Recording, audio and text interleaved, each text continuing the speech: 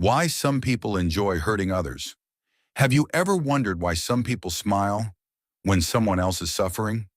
Why some people insult, manipulate, or emotionally hurt others and seem to feel absolutely nothing about it? You might think they are just bad people, but psychology reveals something far more complex. There are hidden mental patterns, deep emotional wounds, and even specific psychological traits that can make someone enjoy hurting others. And here's the disturbing part. Many of these people look completely normal on the outside. They could be friends, colleagues, even people close to you. In this video, we'll explore 10 deep psychological reasons why some people enjoy hurting others. Some of these concepts are rarely discussed, but once you understand them, you'll start seeing human behavior very differently. And the final reason may completely change how you see kindness and strength. So stay with me until the end, because understanding darkness in human nature is the first step to protecting your own peace. 1. Schadenfreude, pleasure in someone else's pain. There is a German psychological term called Schadenfreude. It literally means pleasure derived from another person's misfortune. Studies in social psychology show that people sometimes feel satisfaction when someone they envy fails. For example, if a coworker who always brags suddenly loses their position, some people secretly feel happy. Why?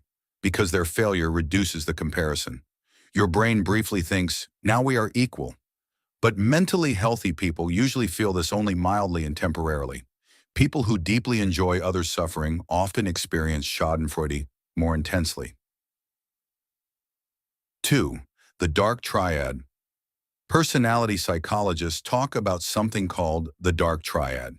It refers to 3 personality traits linked to manipulative and harmful behavior: narcissism, excessive self-importance; Machiavellianism, strategic manipulation of others; psychopathy, lack of empathy and guilt.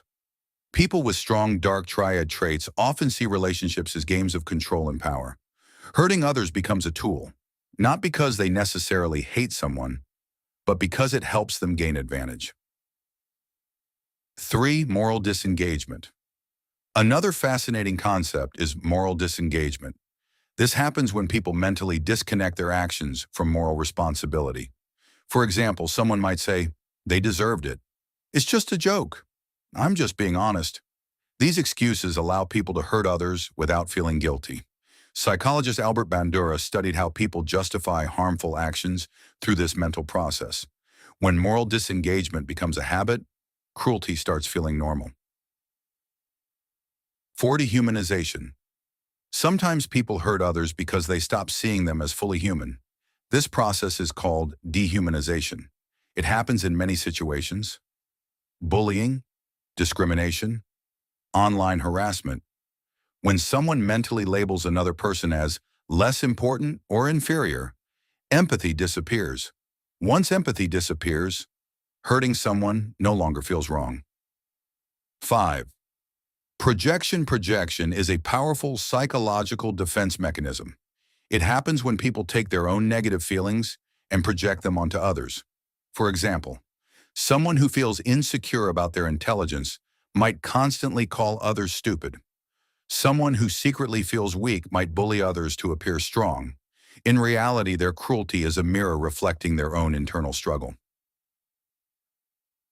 Freaks emotional contagion.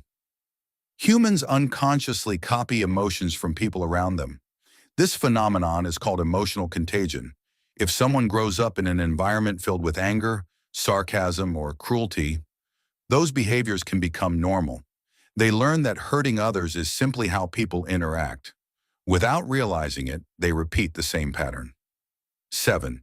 The superiority illusion. Another psychological phenomenon is the superiority illusion. Many people unconsciously believe they are better than others.